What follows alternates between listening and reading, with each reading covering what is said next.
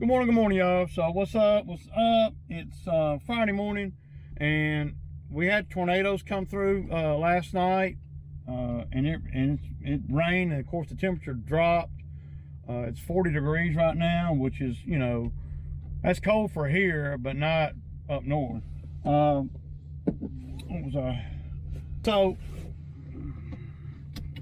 whenever a tornado or something comes through, in my general area, I always kind of throw some extra effort into the ads, because I can pick up, some work.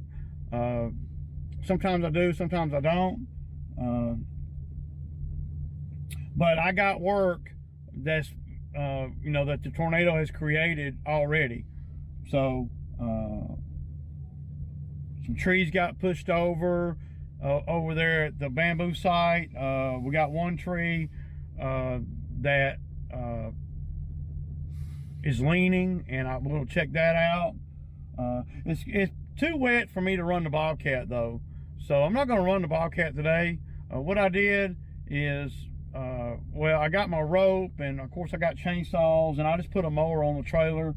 We're going to go over here and see what the storm did. He sent me some pictures, but I gotta kind of see everything. Now I could back up to the Bobcat trailer and I could take the Bobcat over there, but it's going to create where these trees fell at and everything. It's in the it ain't in the woods. If it were in the woods, it wouldn't be that big of a deal. These trees got pushed over and landed on a fence and all around the house. I don't know how many. I think there's two. I might be wrong. So we're gonna check that out, kind of see what we need to do. It's supposed to be dry. I don't know about warm, but dry all weekend. So yeah, and that goes back. This all goes back to what I try to preach a lot in the videos. When somebody wants you to come do work, you got to do it. So all the work that I've done over there at that site over there, with the bush hog and the Bobcat and all, that's thousands of dollars worth of work that's done, right? Now see, if I had been lazy and put all that on the back burner, then when this job came up, the owner might have told me, hey, you're going to hold off on all that stuff. Don't even worry about that job over there. We got to get these trees done, picked up, cleaned up, blah, blah, blah, whatever. I haven't seen it, so I don't know the extent of what it is. But a lot of times what that can do is when somebody gives you the go ahead to do a job like that, not really him in particular, I'm just talking about in general. When somebody gives you the go ahead to do a job, even though the conditions are not, weather-wise, are not perfect, even though they're not pressing you to do the job, but when they say, okay, let's do that, that, and that, well, what that does, if I had waited on doing all that brush cutting over thousands of dollars worth of work, right? Then when these trees got blown over, emergency type stuff happens that ain't in the woods. As fences getting crushed and trees, getting blown over. Well, these are things that's got to be getting done. They got to be fixed. You got to get these trees up, or it's just terrible, terrible.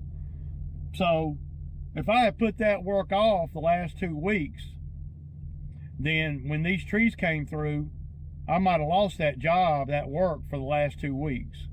See, and that's kind of how you got to be thinking when you're out here living on the land and you're, doing what I do out here. So if you trim around, you might lose thousands of dollars, because we know for a fact that he's going to get those trees up. He's got to. But the clearing that I did was not a mandatory thing. He wanted to do it because he's going to be he knows it's never going to get done, and it's not going to get easier, and he wants to clear the woods out a little bit, kind of be able to see through there. I don't know what his plan is as far as building something or whatever. I think it's just land management and just trying to keep the property manageable, you know. And, you know, he likes to look out for me in the wintertime because I don't charge him top dollar, and he can keep me busy, and I can make, you know, thousands of dollars, you know, with my machine. And of course, where I'm having to do the work too, but, you know, so pulling up over here, you can tell that storm come right through here. On the road leading in over here, there's a lot of trees down. Basketball goals slung right here in the middle of the front yard, trampolines slung everywhere.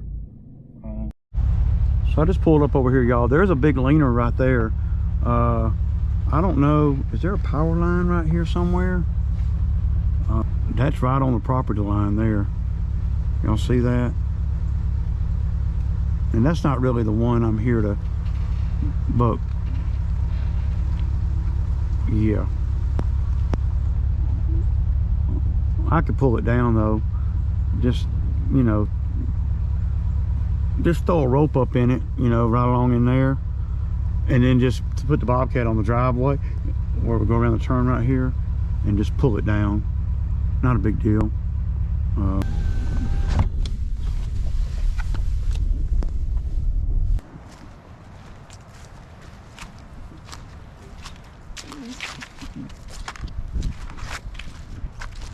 And the ground's way too wet to run the Bobcat today, so we'll let it dry up for a day. Maybe bring the Bobcat over here tomorrow or Sunday. None of it's really hardcore pressing. I mean, it's got to get done. But y'all look at that, man. He's so lucky that the trees didn't come this way. You got a power line right there. You got one. It goes all the way to that pole and then to the house. Any of these trees right here fall, yeah, it's a big deal. And you got a couple of them leaning hardcore too. But this is pretty bad right here. Can y'all see how big that is, man? I don't know. Yeah. Pretty deep too, man. So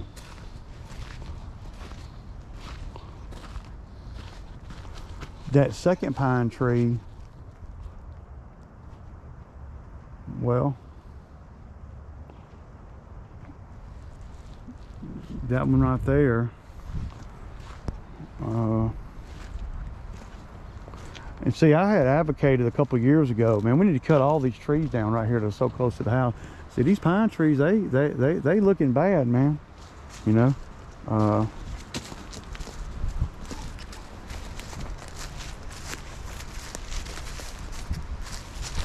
Need to come in here with the skid steer, man, and get it all picked up. Then you got to ask yourself, okay, I mean, dude, that one right there looks like it's leaning hardcore too. Look at that one. Oh my God.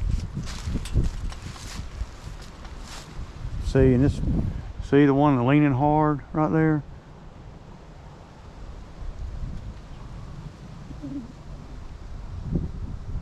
I'm not talking about that one. I'm talking about that one right there. Look how it's leaning hard, and it ain't got no limbs on this side.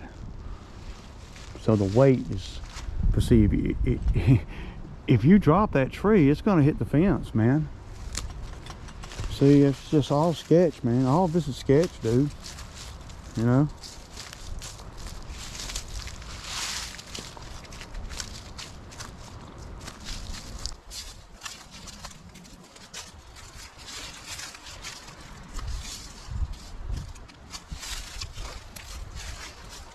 Yeah. Pretty big tree right here. No doubt that I can get it up. I mean, I could get it up without the Bobcat. Well, not get it up, but I could get it up without the Bobcat if I had to. I could use a lawnmower, and but the Bobcat's going to make it where I can just cut the ends off, grab the ends, and take them over to the burn pile. But we want to try to save the fence here.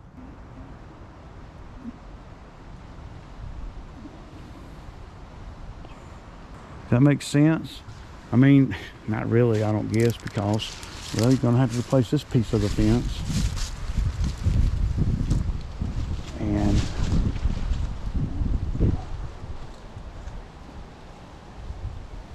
if you come on down with that, it's just gonna, yeah, we don't want to mess no more of the fence up than we have to. So, I mean, if you brought the man lift over here, you could, but I mean, to use the man lift to make one cut, man, it's, you know, it's not good. But probably what we'll end up doing is putting Zach on top of the bush hog, lifting him up with a pole saw and cut the end off. You know, of course, cut that limb off too, off that tree, so this limb won't get hung up. And then just kind of come back a little bit where we get it inside this tree right here. See? But it looks like you're gonna have to do something with that other tree too. I don't know, we'll just have to look at everything.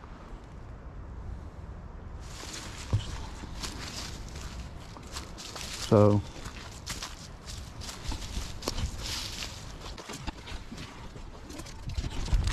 not a huge job, but if you had to haul it off, it'd be a pretty big job. But you don't have to haul it off here, and I'm very familiar with the property, so I know I'll be doing the work over here. I'm not even concerned about getting the job. I mean, it's a given.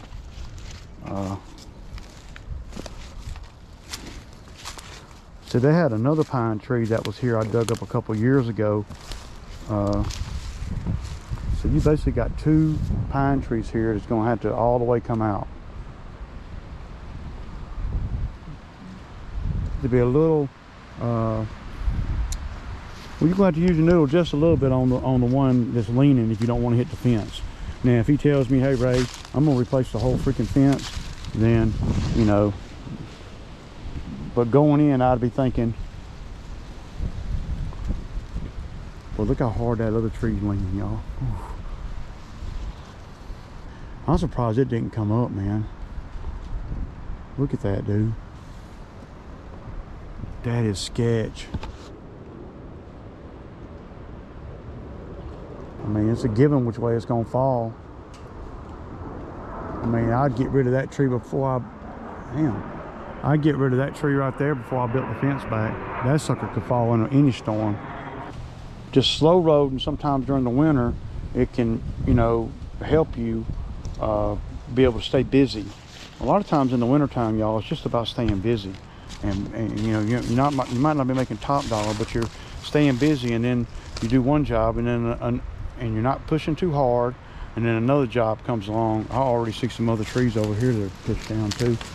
So it looks like the storm came right through here, and right up through there. Man, that wind is blowing hardcore, dude.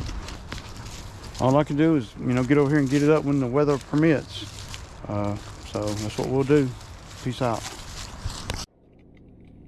All right, y'all, so I got a Sammy, and I was down there at the sandwich shop, and I was talking to a buddy of mine,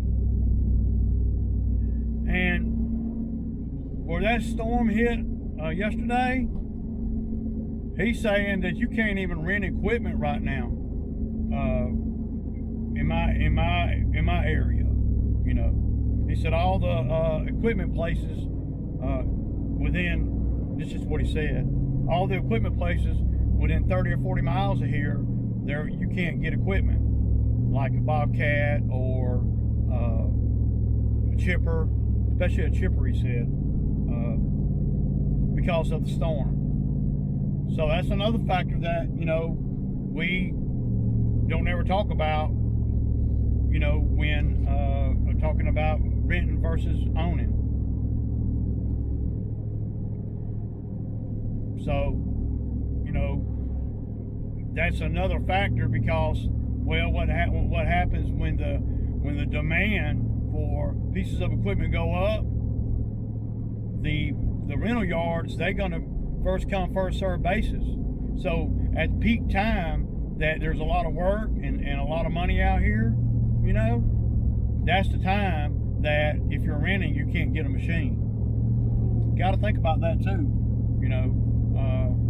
And I have gotten, the storm just came through yesterday afternoon, and I got 4 emails that I have not even responded to. So when I get home, I'll look at all that. That's just another thing to think about, you know, to all the people that,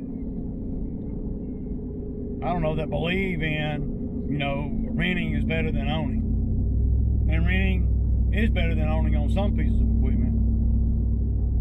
Until, like right now, I hate it that I don't own a chipper.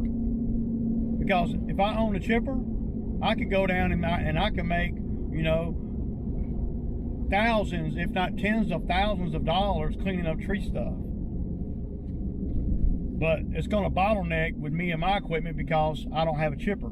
And you can't, my buddy said you can't rent a chipper anywhere. He said they're all rented out.